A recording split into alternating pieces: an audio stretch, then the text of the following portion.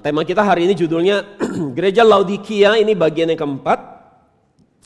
Jadi saudara, Gereja Laodikia, ya, ada masalah apa dengan Gereja Laodikia? Yang pertama adalah kalau kita lihat di Wahyu 3 ayat 15 sampai 16. Masalah yang pertama di Gereja Laodikia adalah mereka, masih ingat? Mereka tidak panas maupun tidak dingin atau suam-suam kuku, ya. Dan masalah suam-suam kuku ini adalah mereka adalah orang yang disebut tidak bersemangat untuk hal-hal rohani. Jadi kalau untuk hal-hal yang sifatnya duniawi, cari duit, wah semangatnya luar biasa, ya. Untuk hal-hal yang dilakukan bagi dunia, misalnya jalan-jalan ke mall, ya kan, main game online, mereka sangat bersemangat gitu. Tetapi kalau untuk hal rohani, baca Alkitab, tiba-tiba mendadak jadi malas, jadi ngantuk. Suruh ke gereja jadi nggak ada selera. Kalau suruh ke mall, seleranya luar biasa, besar sekali. Jadi Tuhan tegur mereka karena mereka gairahnya, semangatnya, antusiasnya buat perkara dunia. Tapi bukan buat perkara di dalam dunia rohani. Itu sebabnya Tuhan bilang kamu tuh gak panas, gak dingin. Yang kedua, masalah mereka adalah mereka sombong. Kenapa mereka sombong? Kita sudah tahu bahwa kota Laodikia adalah kota yang sangat kaya. Biasanya orang kalau sudah kaya ujung-ujungnya apa? Sombong, ya. Susah, orang kaya rendah hati itu susah sekali. Ya, kalau bisa mungkin dia harus perlu mengemas dirinya begitu rupa supaya kelihatan rendah hati, ya. Karena memang kalau nggak punya sampai bisa punya memang ya susah untuk tidak sombong. Tetapi semoga kita yang dipercayakan materi yang banyak dari Tuhan, semoga kita bisa terus jaga hati kita rendah hati. Itu sebabnya Yesus bilang kan, lebih susah orang kaya mau masuk kerajaan surga, unta lebih gampang masuk lubang jarum. Jadi saudara, setiap kali Tuhan percayakan kita kelebihan uang materi, kita harus belajar tetap rendah hati, ya. Jadi itu masalahnya mereka sombong. Dan kedua, masalahnya mereka tertipu sama diri sendiri. Mereka menipu diri sendiri atau tertipu dengan diri sendiri. Apa maksudnya? Mereka merasa dengan mereka bisa kaya, artinya mereka punya imannya bagus. Kalau enggak, saya gimana kaya? Ya kan? Saya kaya karena ya saya imannya bagus. Saya punya iman yang berkenan. Maka mereka bilang bahwa mereka nggak perlu apa-apa lagi. Mereka udah cukup. Mereka puas dengan diri mereka. Mereka merasa bahwa kerohanian mereka dengan kekayaan mereka punya materi, secara materi itu menunjukkan bahwa mereka punya kerohanian iman yang baik. Jadi saudara, akan tetapi saudara masalahnya, ya, silakan aja kita bisa kepedean menilai diri kita begitu tinggi, bahwa diri kita begitu rohani, begitu bagus imannya, tetapi Yesus kasih vonis yang berbeda, bertolak belakang dengan apa yang mereka sadari tentang diri mereka, apa yang mereka value tentang diri mereka. Yaitu Yesus katakan bahwa mereka sebenarnya mereka celaka, ya. Mereka menyedihkan, ya, sangat menyedihkan, miskin, buta, bahkan bukan cuma itu, mereka telanjang. Sesuai dengan Wahyu 3:18. Itu sebabnya saudara, kita nggak boleh kepedean mengukur diri kita pakai rasa-rasa. Jadi kalau kita mau mengukur iman kita, rohani kita harus ukurnya pakai apa? Pakai Alkitab, ya, kanon. Kanon itu artinya penggaris, ya, Alkitab. Diukur pakai penggaris, yaitu apa? Alkitab. Jadi kita nggak bisa ukur diri kita pakai perasaan kita sendiri atau kata membandingkan diri kita sama orang lain. Kita harus ukur diri kita pakai Alkitab. Dan ketika mereka diukur pakai firman Tuhan, mereka kondisinya justru berbalik. Mereka bukan kaya, mereka malah miskin. Dan karena Yesus sayang sama mereka, minggu lalu kita sudah belajar bahwa Yesus kasih resep, ya, kasih 3 nasihat supaya mereka bisa dikasih lagi oleh Yesus, tidak dibuang oleh Yesus. Untuk menyembuhkan penyakit rohani mereka yang sombong dan tertipu sama diri sendiri yang kepedean. Jadi Yesus kasih 3 nasihat. Saya masih ingat nasihatnya? Yang pertama apa? Yang pertama adalah harus ditegur, mereka harus ditegur dan dihajar sama Tuhan, ya. Nggak enak dihajar sama Tuhan, tapi ini supaya mereka diperbaiki hidupnya.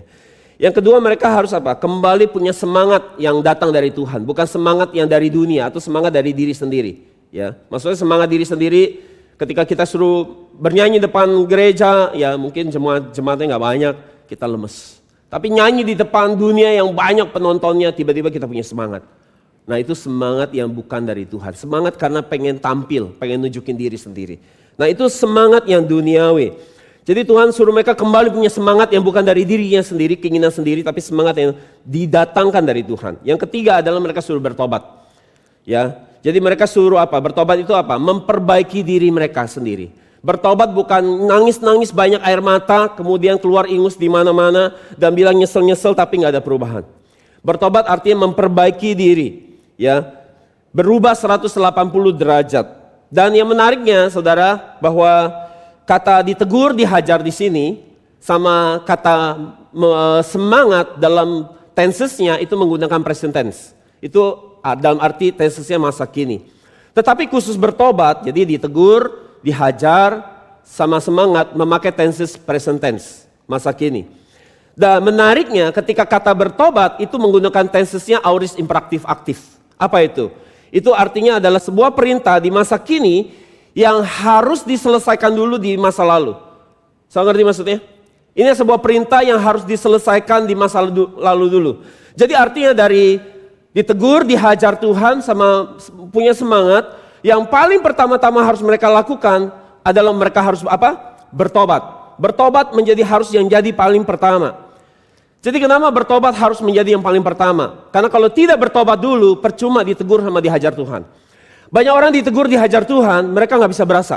Waktu Tuhan hajar mereka, didik mereka, disiplin mereka, pukul mereka pakai tongkat, mereka nggak berasa. Mereka bilang ini apa? Ini setan. Mereka nggak bisa lihat itu diizinkan Tuhan. Atau dihajar sama Tuhan, mereka bilang ini kebetulan. Atau dihajar sama Tuhan, mereka bilang ini emang manusia kurang ajar itu yang bikin saya jadi susah. Mereka nggak bisa lihat bahwa itu adalah diizinkan Tuhan. Bahwa Tuhan bisa disiplin orang. Karena mereka maunya Tuhannya baik-baik terus kan. Tuhan nggak bisa marah. Itu Tuhan yang separuh benar, saudara harus tahu di Alkitab. Tuhan bisa marah. Jadi harus bertobat dulu sehingga waktu dihajar Tuhan ada kapok. Ya, terbangun. Langsung dari bikin dosa, lagi asik bikin dosa, lompat keluar, pindah untuk tidak lakukan dosa. Itu dia. Yang kedua, kenapa harus mendahului bertobat, harus mendahului semangat. Saudara nggak akan bisa punya semangat yang benar, yang motivasinya benar keluar dari hati saudara, kalau saudara belum bertobat. Selama saudara pengen tampil, dilihat orang bagus, pengen dipuji orang, saudara nggak bisa mencari pujian dari Tuhan. Selama saudara masih mau jadi Tuhan di hati saudara untuk dilihat oleh dunia ini, saudara tidak bisa menampilkan keindahan Tuhan di dalam diri saudara. Setiap kita ini harus seperti toples yang kosong, seperti jar yang kosong, toples yang bening, yang diisi sama Tuhan, yang hanya menunjukkan keindahan daripada isinya.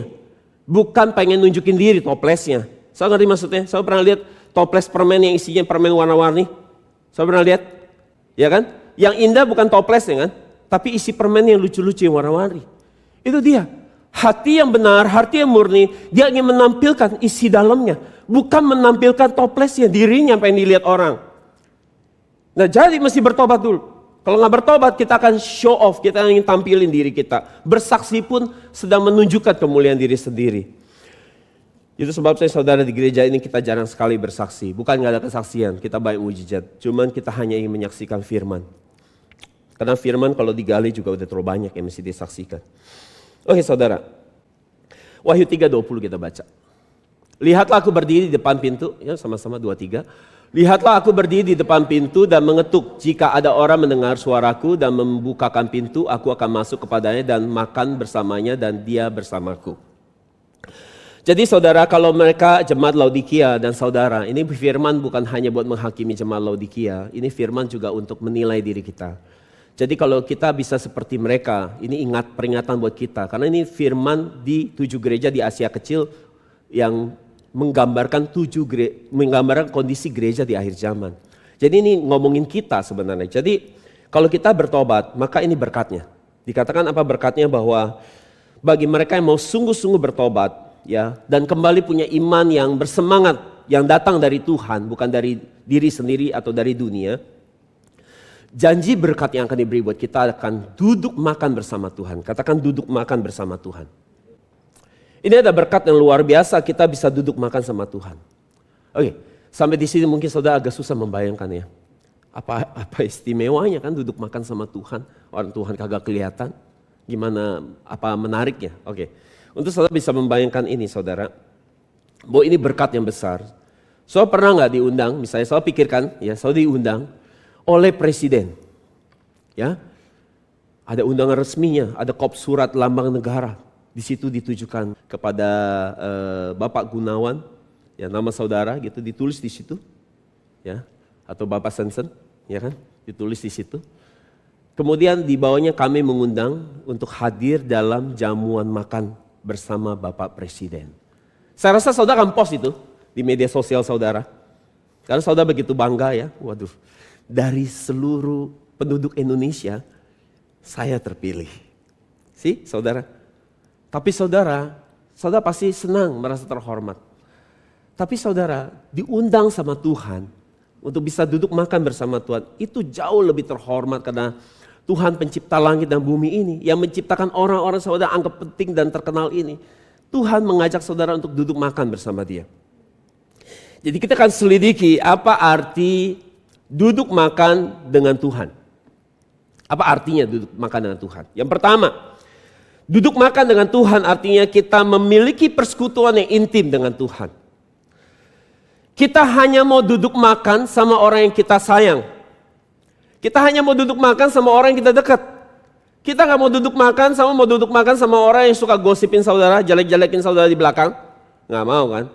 Yang suka menyerang-nyerang saudara, saya gak mau. Saudara hanya mau duduk makan dengan orang yang saudara intim dengannya. Yang orang saudara kenal hatinya, dia tahu hati saudara tahu hatinya, saudara mau duduk makan di situ. Dan kadang-kadang kalau kita lagi asik duduk makan saudara, sama orang yang kita deket. Itu makanannya bukan yang penting, tapi pembicaraan yang penting. Tapi coba saudara duduk makan sama orang yang saudara gak deket. Saudara udah benar-benar canggung banget, gak ada bahan omongan, garing ya, garing banget.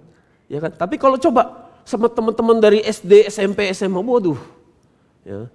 Udah gitu temennya nyambung terus lagi, SD, SMP, SMA, kuliah lagi. Waduh itu. Kalau ketemu orang kayak gitu saudara gak perlu bikin topik apa yang mau dibahas. Ngalir semua keluar. Karena intim, karena dekat. Jadi saudara, untuk duduk makan bersama Tuhan dibutuhkan dari dua belah pihak. Jadi kalau saya mau makan sama Tuhan, tapi Tuhan gak mau makan sama saya, itu gak bisa. Atau Tuhan mau makan sama saya, tapi saya gak mau. Itu bakal saya yang rugi, saya rugi besar. Saya kehilangan kesempatan yang berharga. Jadi untuk duduk makan dengan Tuhan dibutuhkan keinginan yang sama dari kedua belah pihak. Dan kedua belah pihak ini punya keintiman yang sama. Kedua belah pihak ini mereka punya tujuan yang sama. Punya desire yang sama, punya hasrat yang sama, punya chemistry yang sama, punya pikiran yang sama, punya keinginan yang sama, baru bisa duduk makan sama-sama. Jadi kalau pikiran kita, keinginan kita hal-hal dunia, terus kemudian keinginan Tuhan adalah hal-hal yang surgawi, kira-kira kita bisa duduk makan gak sama Tuhan? Gak bisa. Kalau di otak kita hanya mikirin duit, sedangkan Tuhan di otaknya mikirin firman, kita duduk, nyambung gak ngomong? Gak nyambung. Itu sebabnya kita harus waktu kita ke gereja, kita harus nyamain pikiran kita dengan pikiran Tuhan supaya kita bisa duduk makan sama dia. Karena hanya yang orang yang intim yang bisa tukar pikiran dengan pikiran yang sama. Kalau gak nyambung ngomongnya. Sekarang ngomongin dagangan, Yesus ngomongin firman, ya ampun. Itu kayak langit dan bumi, itu seperti satu ngomong basket, satu ngomong bola, gak pernah ketemu gitu, walaupun bolanya sama. Bolanya sih bulat, maksudnya sama bulatnya. Jadi saudara, gak mustahil hari ini harapan untuk kita duduk makan sama Tuhan. Kenapa? Karena waktu Tuhan datang ke dunia untuk pertama kali, dia juga duduk makan sama manusia. Dia duduk makan sama siapa? Dia duduk makan sama pelacur. Orang yang menjual tubuhnya demi uang. Dia duduk makan sama siapa? Dia duduk makan sama pemungut cukai, pemungut pajak. Ya. Jadi saudara, pemungut cukai ini siapa? Pemungut cukai ini orang yang menjadi kaki tangannya Roma. Orang Yahudi, tapi jadi kaki tangan Roma. Mereka ini tugasnya ngumpulin pajak. Kalau zaman sekarang tuh departemen pajak sebenarnya. Jadi mereka pungut pajak, setor ke Roma. Jadi mereka disebut pengkhianat bangsa. Karena mereka jadi kaki tangannya Roma. Dan mereka di backup sama tentara Roma juga di dalam tugasnya. Jadi kalau ada yang gak mau bayar pajaknya, ya dia bisa bawa itu pasukan tentara Roma buat paksa orang itu bayar. Nah cuma masalahnya pemungut cukai ini, mereka selain jadi kaki tangannya Roma, mereka juga naikin harga pajaknya dari semestinya. Jadi misalnya bayarnya harus 100, dinaikin jadi bayarnya harus 200. Nah 100-nya lagi masuk kantong pribadi. Nah ini yang bikin bangsa Yahudi, bangsa Israel benci sekali sama pemungut cukai. Karena mereka seperti pengkhianat bangsa dan juga meras bangsanya sendiri di atas penjajahan Roma ini. Jadi saudara, Yesus kumpulnya sama orang kayak gini. Maka orang Farisi dan ahli Taurat, mereka menegur Yesus dan murid-muridnya. Mereka tanya, mengapa guru kamu ini suka hidup di tengah-tengah orang-orang macam begini gitu loh. Duduk makan sama orang berdosa. Ini sesuai dengan Markus 2 ayat 16 dan Lukas 5 ayat 30, Lukas 15 ayat 2. Jadi setelah mereka menegur, mempertanyakan sikap Yesus yang seperti itu, dan Yesus tetap melakukan kebiasaan ini, mereka mulai mengolok-olok Yesus dan menghina Yesus. Mereka katakan, dia ini suka main, suka berteman, bersahabat sama orang berdosa. Betah sekali duduk sama orang berdosa. Jangan-jangan, ya, dia juga pakai itu pelacur. Jangan-jangan, dia juga dapat uang dari pemungut cukai. Mereka katakan apa? Bahwa kalau dia suka sama orang-orang seperti ini, maka jangan-jangan dia bagian dari mereka. Dia ini orang berdosa. Ini sesuai dengan Matius 11 ayat 19, Lukas 7 ayat 34. Jadi seperti ini mereka mengkritik Yesus, menghina Yesus tanpa mengerti apa maksud Yesus melakukan ini. Yesus itu kudus, dia itu Allah pencipta langit dan bumi ini. Untuk apa dia duduk sama orang berdosa? Dan bukan yang dosanya biasa-biasa lagi, dosanya yang parah-parah lagi. Pelacur, ya, pemungut cukai seperti ini, yang korup, yang serakah, yang cinta uang. Jadi untuk apa Yesus duduk sama orang berdosa? Pada dia Allah, dia kudus. Nah kita lihat, kita harus belajar dari teladan ini. Kita lihat Markus 2, 16, 17, kita baca yang terakhir ayat 16. Mengapa ia makan bersama para penagih pajak dan orang-orang berdosa? Ayat 17. Ketika Yesus mendengarnya berkata kepada mereka, perhatikan baik-baik. Ini penting sekali, saya harus ingat ini. Ini standar kerohanian yang baik. Mereka yang sehat tidak memerlukan dokter, melainkan mereka yang sakit. Oke? Aku datang bukan memanggil orang-orang benar. Oke? Orang yang merasa dirinya benar. Melainkan orang-orang berdosa. Bukan mereka yang sehat yang butuh tabib. Dokter dibutuhkan oleh mereka yang sedang apa? Sakit. Saudara merasa sakit hari ini? Secara rohani? Enggak. Yesus enggak datang buat saudara. Loh ini ayatnya. Kalau saya sakit secara rohani hari ini? Ada sakit secara rohani? Enggak? Atau iya? Bingung kan jawabnya kan? Jadi serba salah kan?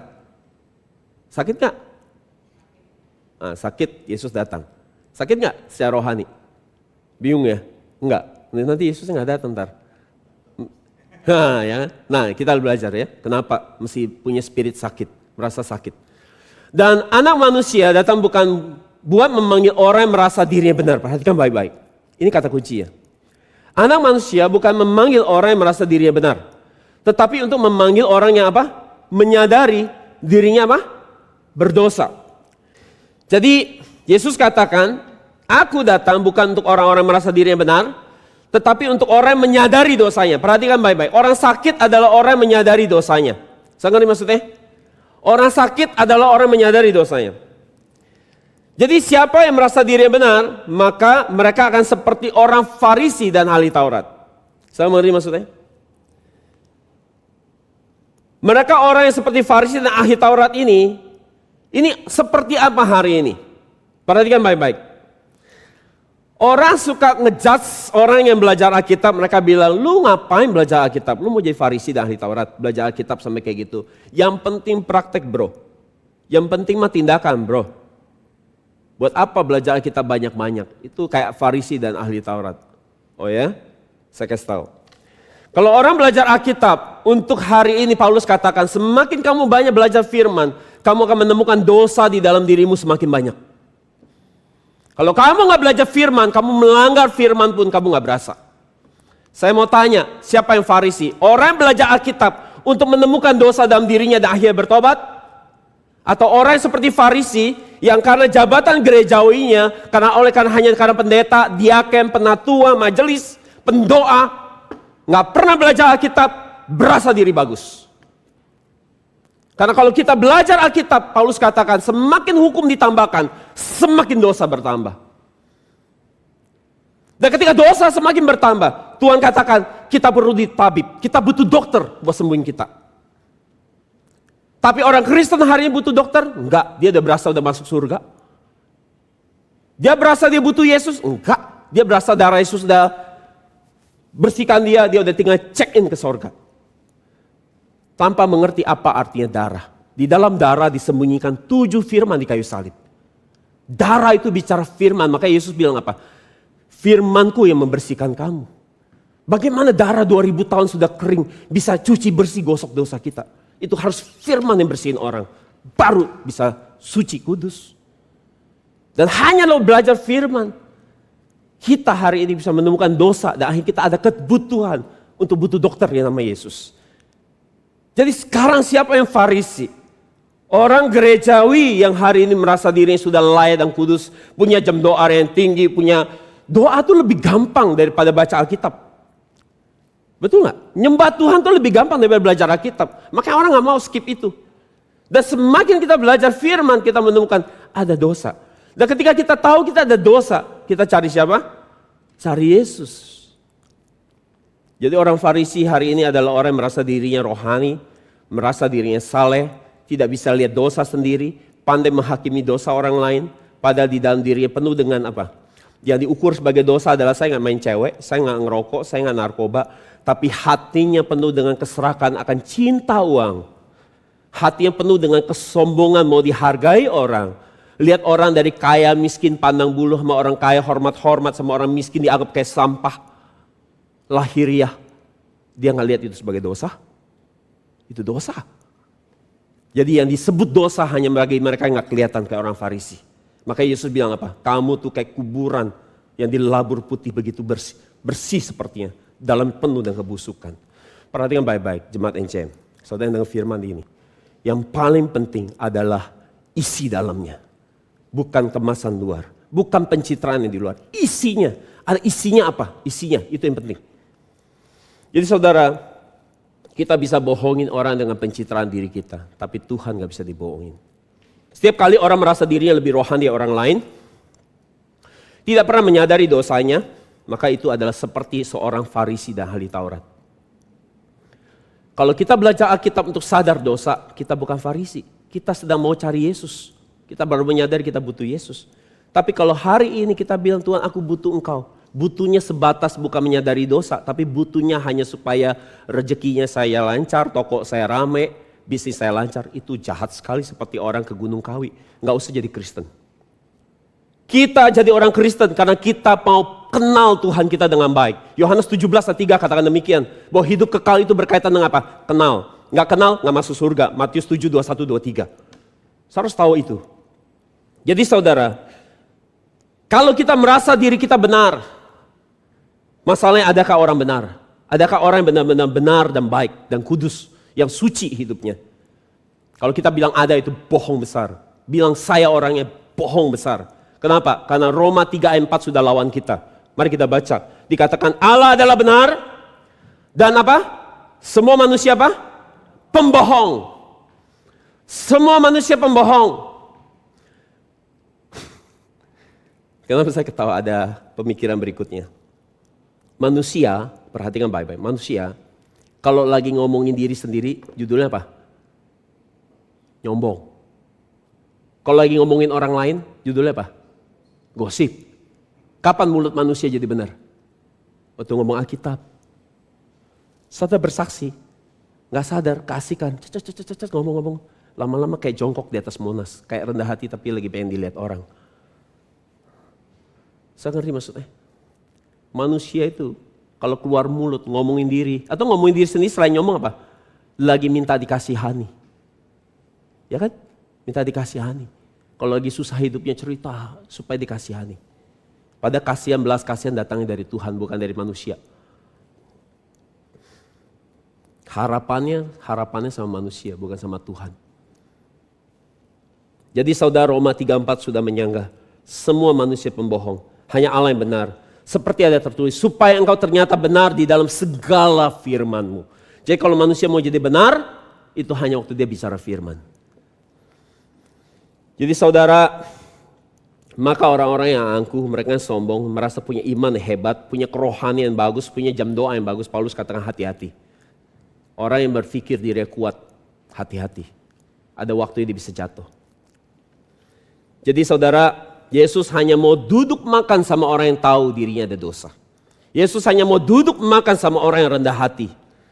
Yesus hanya mau duduk makan sama orang pikirannya, pikiran firman, pikiran surgawi, bukan pikiran duniawi. Jadi bagaimana supaya kita bisa duduk makan bersama Yesus? Kapan waktu yang kita duduk makan bersama Yesus? Pada saat kita menerima firman Tuhan dengan baik di hati kita. Dan firman Tuhan ini adalah apa? Alkitab Perjanjian Lama dan Perjanjian Baru. Saya lihat banyak sekali hari ini pendeta-pendeta firman dicomot-comot, dipotong, dimutilasi. Potong kepalanya. Ya. Potong buang kepalanya, hanya badannya doang. Jadi firman Tuhan kayak zombie gitu, jalan, nggak ada kepalanya. Saya harus tahu bahwa firman Tuhan itu ada pasangannya. Setiap kali kalau saya comot itu firman, itu saudara legalkan sesuai dengan kesaksian saudara. Untuk mengiyakan ini, keluar dari konteksnya itu masih keluar konteks itu dipotong namanya. Dipotong, diambil bagian kata-kata bagus ya, tanpa ngelihat seluruh full konteksnya. Tanpa lihat latar belakang sosialnya kenapa dia ngomong seperti itu, saudara potong dia. Waktu saya memajukan itu hanya buat legalkan kesaksian saudara. Ini yang firman potongan ini pasti akan dilawan sama firman yang lain. Yang ngomong berbeda. Sehingga saudara akan bingung nanti. Firman yang benar itu waktu disampaikan, dia harus cocok sama pasangannya. Firman itu udah ada pasangannya, udah ada pakemnya. Saudara gak boleh potong hajar, potong ambil, buang, taruh ini, comot ini, gak bisa. Dia sudah ada pakemnya. Perjanjian Lama, Perjanjian Baru itu udah satu kesatuan yang utuh. Nggak bisa saudara main comot-comot, hajar, comot, pakai. Nggak bisa. Mau kaya, kita ambil firman yang kaya-kaya tentang berkat. Tanpa lihat konteks keseluruhannya. Nah itu firman yang sangat berbahaya. Jadi mereka hari ini mau terima firman yang enak di telinga mereka. Mereka hanya mau punya Tuhan-Tuhannya yang baik. Tuhan yang kasih, Tuhan yang mengampuni. Tuhan yang gak boleh marah. Tuhan yang gak boleh balas kejahatan orang itu gak boleh. Jadi mereka mau Tuhan yang kayak gitu. Tuhan yang memuaskan, firman yang hanya memuaskan telinga mereka. Yang memberikan harapan-harapan buat mereka. Dan kemudian apa yang mereka lakukan? Mereka akan kumpulkan pembicara-pembicara, guru-guru, pengajar-pengajar yang cocok sama selera mereka. Pengajar yang bicara yang murni, mereka gak kasih datang lagi. Jahat sekali. Dan ini sesuai dengan 2 Timotius 4 ayat 3 dikatakan apa? Sebab akan tiba saatnya ketika orang-orang tidak mau lagi menerima ajaran yang sehat. Perhatikan baik-baik. Sebaliknya untuk apa? Memuaskan telinga. Mereka mengumpulkan apa? Guru-guru bagi diri mereka sendiri yang sesuai dengan apa? Harapan mereka.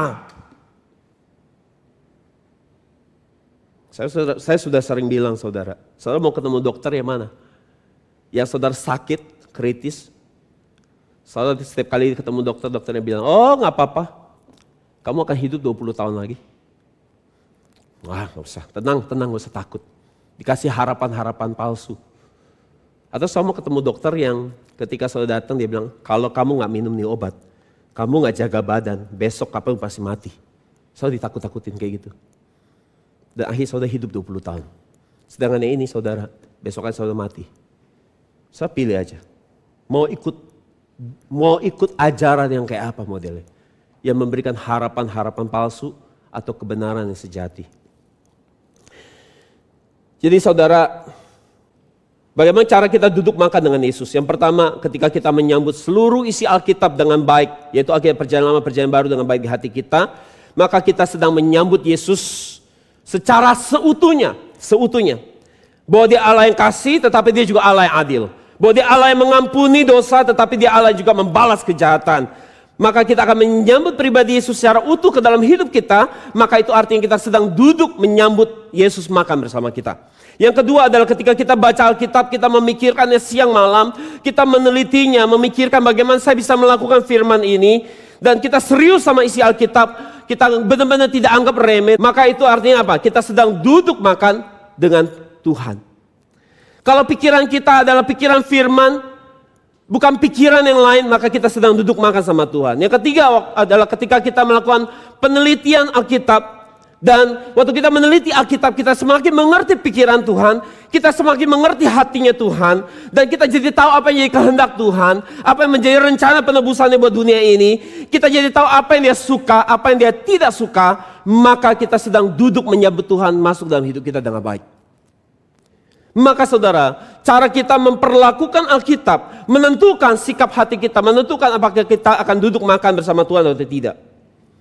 Matius 4 ayat 4 dikatakan, tetapi Yesus menjawab, ada tertulis bahwa apa? Manusia hidup bukan dari roti saja, tetapi dari setiap firman yang keluar dari mulut Allah. Apa maksudnya firman yang keluar dari mulut Allah? Apa maksudnya manusia tidak hidup dari roti?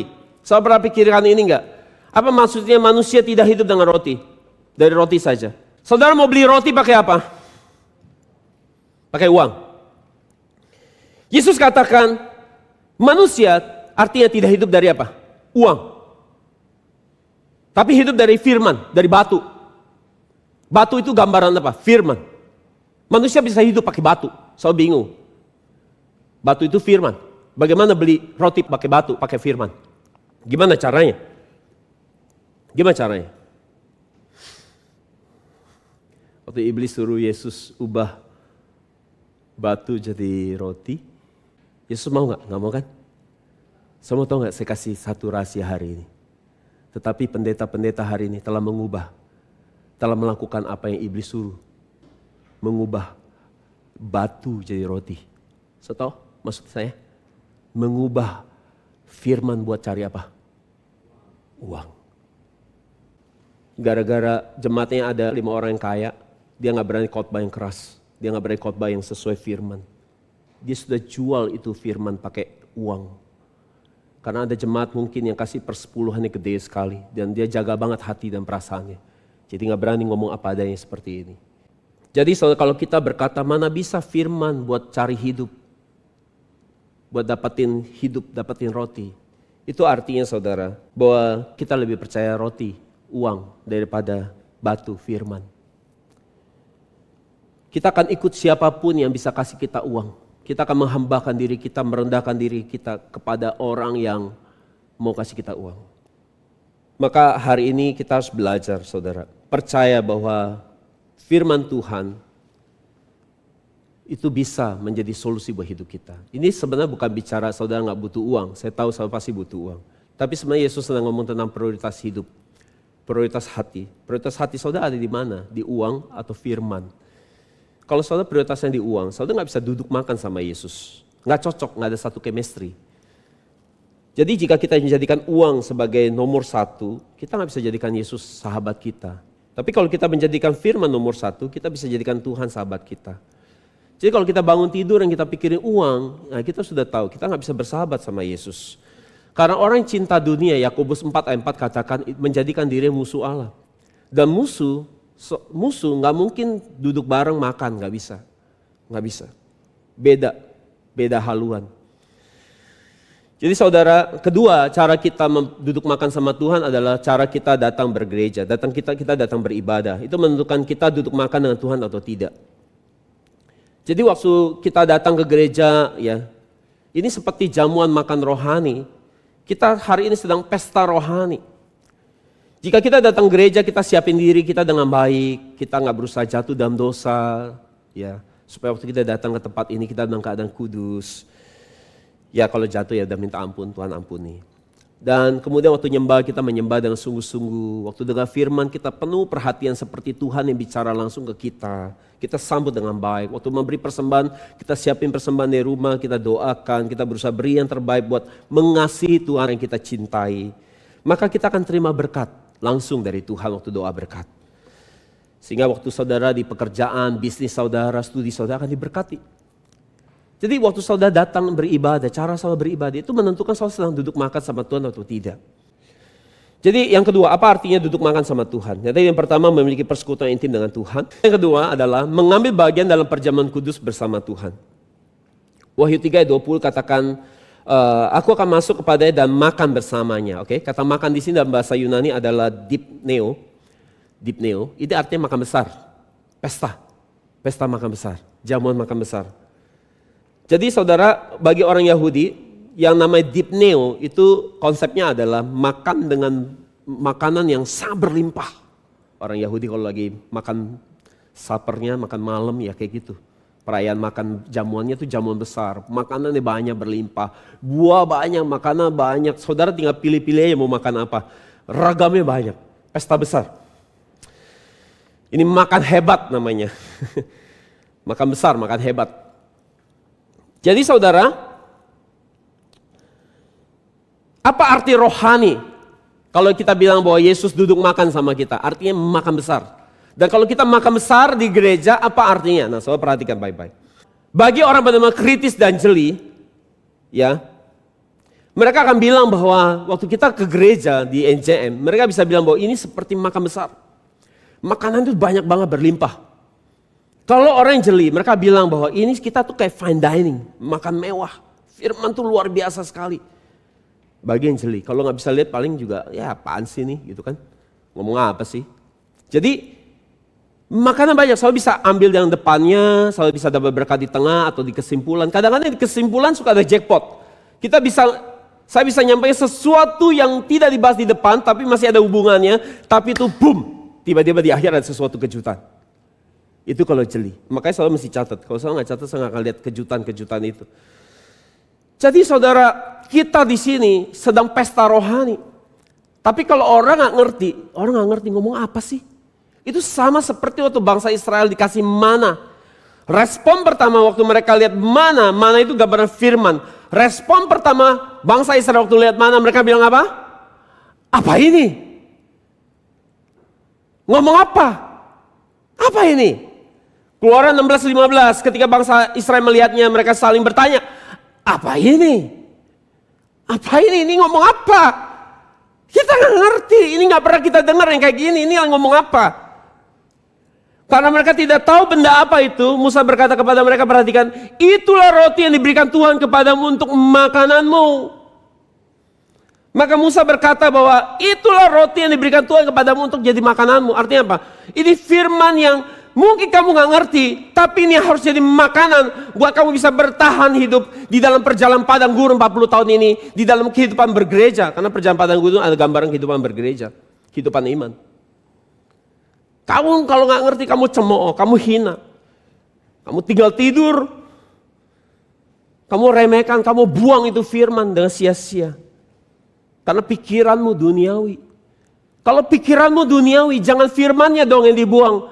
Pikiranmu yang duniawi itu dibuang supaya kau bisa ngerti mana ini.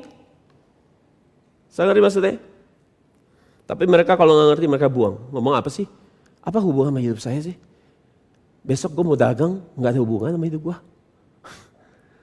Karena pikiran duniawi. Buang dulu pikirannya duniawi, baru saudara bisa terima yang surgawi. Tapi bagi mereka bisa melihat dan mengerti, mereka akan sangat menghargainya. Setelah jemaat kita sampai berani jual mobil satu-satunya buat beli AC di ruangan ini. Hanya demi firman ini. Mobil satu-satunya loh. Nggak ada lagi mobil, setiap hari naik angkot kereta. Hah? Demi firman ini, untuk dapat firman ini. Yesus beli apa? Belilah pedang. Pedang apa? Firman. Orang bisa hargai firman, itu orang yang berani beli. Saudara beli kagak, tidur pula. Udah gratis, tidur lagi. Benar-benar keterlaluan. Tapi orang yang bisa lihat katanya, dia benar-benar apa? Firman Tuhan katakan, orang yang bisa melihat kerajaan Allah, mereka menyerongnya. Diserang supaya dapat. Nah itu. Kalau saya belum bisa lihat mutiara yang berharga ini, lebih daripada seluruh kekayaan dunia. Saudara berusaha mengerti tentang kerajaan Allah. Jadi saudara, setiap kali ada pesta jamuan makan dengan Yesus, saya harus tahu bahwa itu akan disertai dengan perjamuan kudus. Jadi setiap kali makan jamuan, makan dengan Yesus, maka akan disertai dengan perjamuan kudus. Saya tahu di gereja kita, orang-orang sudah lihat firman. Dulu kita nonton drakor, kita nangis. Orang di gereja kita hari ini bisa lihat firman. Baca Alkitab tuh nangis, netesin air mata. Kadang-kadang bisa tertawa, ketawa-tawa sendiri. Itu artinya udah masuk ke dunia firman. Nangisnya bisa dua ya, terharu buat Alkitab, terharu karena Alkitab, terharu karena menyadari dosa begitu parah. Jadi tiap kali jamuan makan dengan Yesus akan ada disertai dengan perjamuan kudus. Sesuai dengan Lukas 22, 19-20. So perhatikan ayat ini, ada sesuatu yang menarik. Lalu Yesus mengambil roti, mengucap syukur, memecah-mecahkannya dan memberikan kepada mereka, katanya, inilah tubuhku yang diserahkan bagi kamu, perbuatlah ini menjadi peringatan akan aku. Demikian juga dibuatnya dengan cawan sesudah makan. Nah, kata makan ini adalah dipneo, yaitu makan besar. Jadi Yesus hari itu makan besar, ya. Jamuan makan besar, makanannya berlimpah, baru dia perjamuan kudus. Di dalam cawan ini ada perjanjian baru oleh darahku yang ditumpahkan bagi kamu. Jadi kata makan di sini dipneo artinya adalah perjamuan kudus yang Yesus lakukan adalah jamuan makan yang besar. Next slide. Nah, saudara, peristiwa ini dijelaskan lagi oleh Rasul Paulus di 1 Korintus 11, 23, 24 bahwa Yesus waktu makan itu memang makan jamuan yang besar. Kita lihat di ayat 24. Dan sesudah itu ia mengucap syukur atasnya, ia memecah-mecahkan dan berkata, inilah tubuhku yang diserahkan bagi kamu, perbuatlah ini menjadi peringatan akan aku. Demikian juga ia mengambil cawan sesudah makan. Nah, makan di sini sama, dipneo, artinya pesta jamuan makan besar. Yang menarik, yang saudara harus perhatikan adalah, jadi Yesus melakukan perjamuan kudus itu sebelum makan dan sesudah makan. Ayat 19, Yesus ambil roti, mengucap syukur, mecahkan, dan kasih sama mereka, bilang inilah tubuhku. Oke? Ayat 20. Demikian juga dibuatnya dengan cawan sesudah apa? Makan, dipneo. Jadi sebelum makan dia perjamuan dulu. Makan habis itu, makan. Makan hebat, makan besar. Habis itu apa? Dia ambil cawan, dia bilang apa? Inilah perjanjian baru. Jadi dia perjamuan kudus lagi. Nah itu, makanya mesti teliti baca Alkitab. Jadi kenapa Yesus harus mengulang perjamuan kudus? Supaya kita tidak lupa akan Yesus. Supaya kita tidak lupa akan Yesus. Karena kita cenderung sebagai manusia yang jatuh dalam dosa, kita cenderung lebih mudah melupakan Yesus daripada ingat akan Yesus. Jadi tujuan perjamuan kudus adalah untuk kita apa? Yesus katakan ingat akan aku. Untuk kita apa? Mengingat Yesus. Kata mengingat di sini dalam bahasa Yunani adalah anamnesis. Anamnesis. Artinya mempertimbangkan, memikirkan secara mendalam. Memikirkan Yesus secara mendalam. Merenungkan Yesus secara mendalam waktu kita perjamuan kudus. Jadi tujuan perjamuan kudus adalah untuk kita mengingat Yesus, memikirkan dia secara mendalam. Nah ini sikap hati yang benar waktu kita melakukan perjamuan kudus sebenarnya. Jadi kalau perjamuan kudus dipakai supaya toko kita laris, sebelum pergi ke toko kita perjamuan kudus dulu. Sebelum anak kita sekolah kita suruh dia perjamuan kudus dulu supaya di jalan gak celaka. Itu keluar dari konteks hati Yesus suruh kita perjamuan kudus. Kita perjamuan kudus supaya kita sakit, kita sembuh. Itu sudah keluar dari hati Yesus. Mungkin Yesus di surga geleng-geleng lihat kelakuan orang Kristen ya. Ini gila-gila semua nih. Firman gue dipelintir sama kayak gini. Hah? Emang Yesus gak bisa kasih saudara sembuh tambah saudara perjamuan kudus hanya doa doang? Emang gak bisa Yesus bikin toko saudara laris? Tanpa perlu perjamuan kudus, dia berkati saudara. Bisa kan? Itu jadi kayak jimat gitu loh. Apa-apa perjamuan kudus. Nggak ngerti apa artinya roti tubuh. Dan nggak ngerti apa artinya darah. Jadi jimat makanya kalau nggak ngerti. Arti roti ini apa? Harus ngerti roti. Harus ngerti darah. Soalnya ingat Yusuf, juru roti, juru anggur. Yang mati juru apa? Nah itu PR. Itu ada hubungannya sama kematian Yesus. Jadi saudara, jangan kita menyimpang tujuan perjamuan kudus. Perjamuan kudus tujuannya adalah untuk kita mengingat Yesus. Jadi apa yang harus kita pikirkan secara mendalam hari ini? Pada saat kita nanti perjamuan kudus. Yang pertama, kita harus memikirkan kembali Yesus secara mendalam. Bagaimana ketaatan Yesus pada firman Allah Bapa. Bahwa ketaatannya ini sampai dia harus nuker nyawanya sendiri. Taat firman tuh harus sampai dia taatnya sampai mati, saudara bisa bayangin.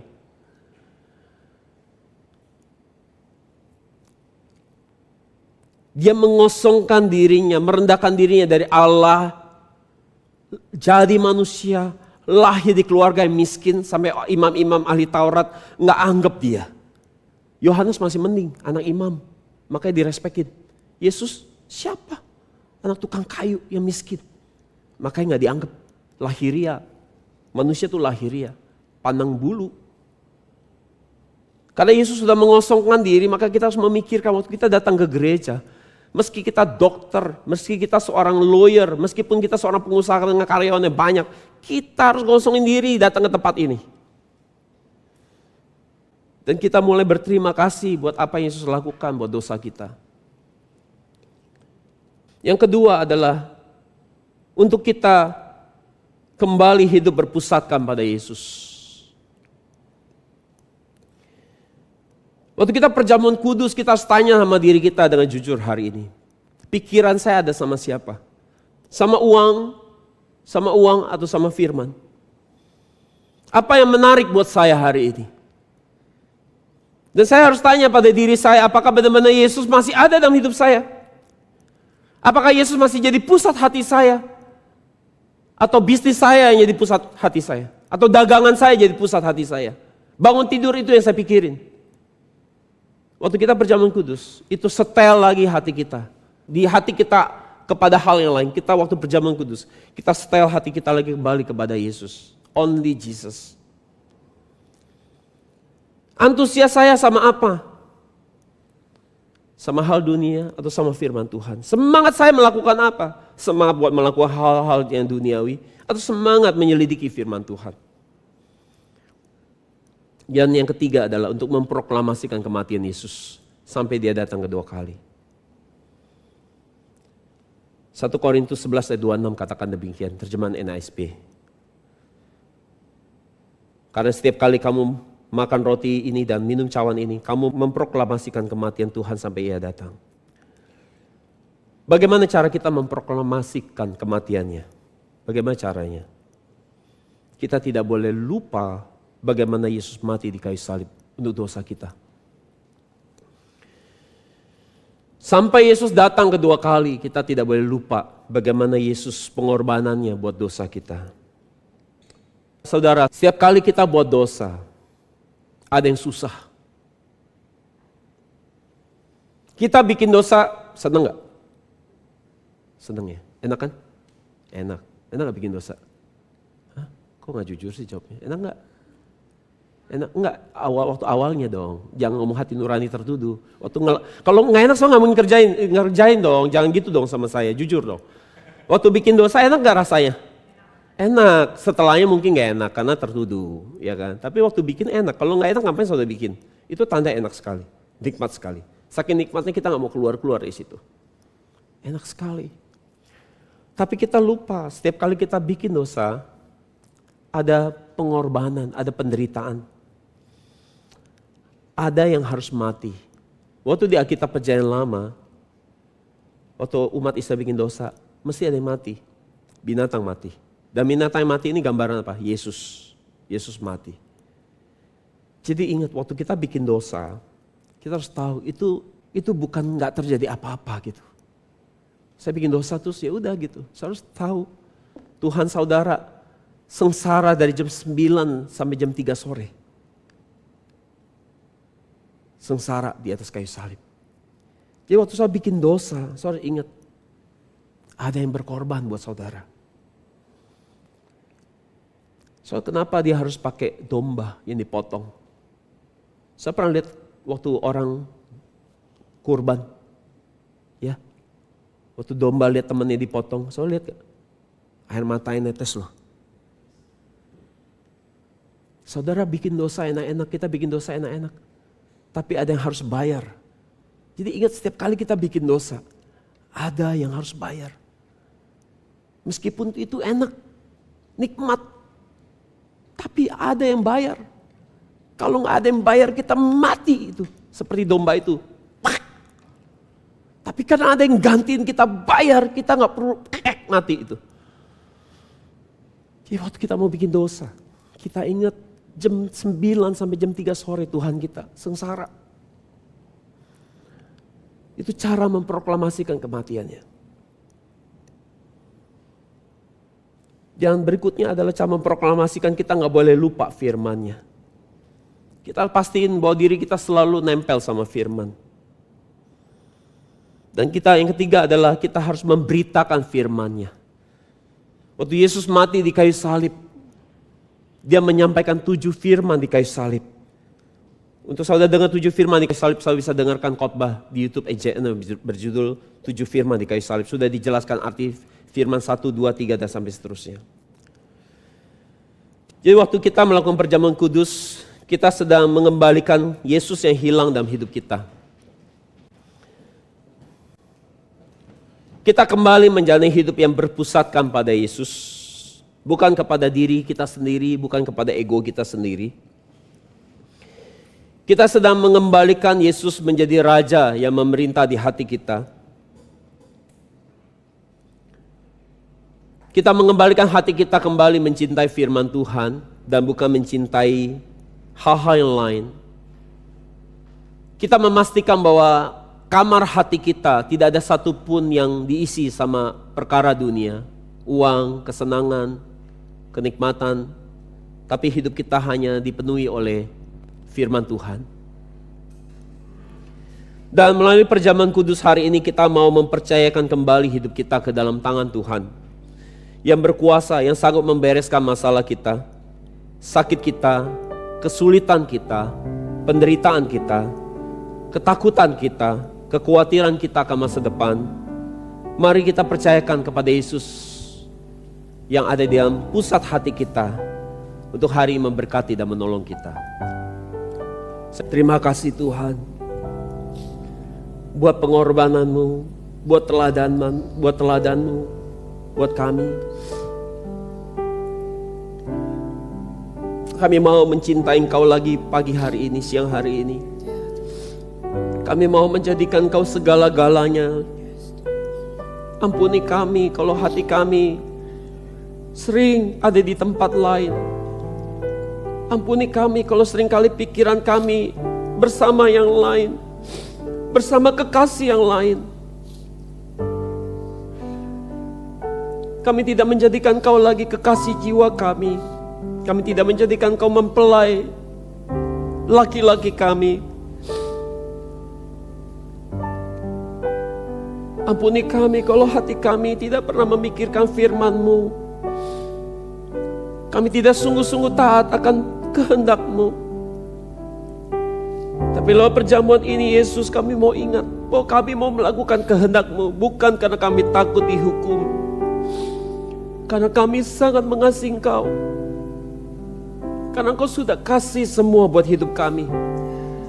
Engkau sudah kasih nyawa-Mu buat hidup kami. Itu sebabnya kami mau taat firman-Mu, kami mau taat kehendak-Mu. Karena Engkau sudah mengasihi kami lebih dahulu. Maka ini balasan kami dengan taat perintah-Mu, menyenangkan hati-Mu, dan melakukan kehendak-Mu. Menyenangkan-Mu, senangkan-Mu, hanya itu kerinduanku. Menyenangkan-Mu, senangkan hati-Mu, hanya itu kerinduanku. Menyenangkan-Mu,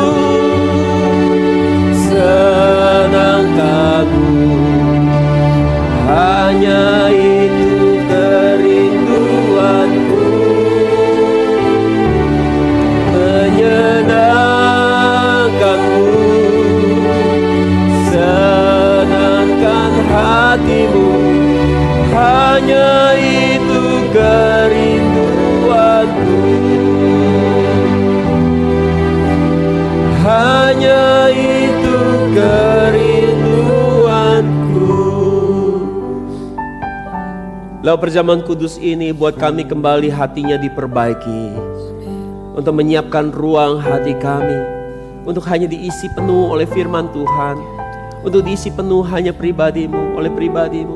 Dan oleh hanya melakukan apa yang menjadi kerinduanmu, kehendakmu. Sehingga apa yang menjadi kehendakmu itu boleh terjadi dalam hidup kami. Terima kasih Bapa. Kami mengucap syukur dengan meninggikan nama Yesus yang berharga. Sama-sama kita katakan amin, haleluya, beri kemuliaan buat Tuhan.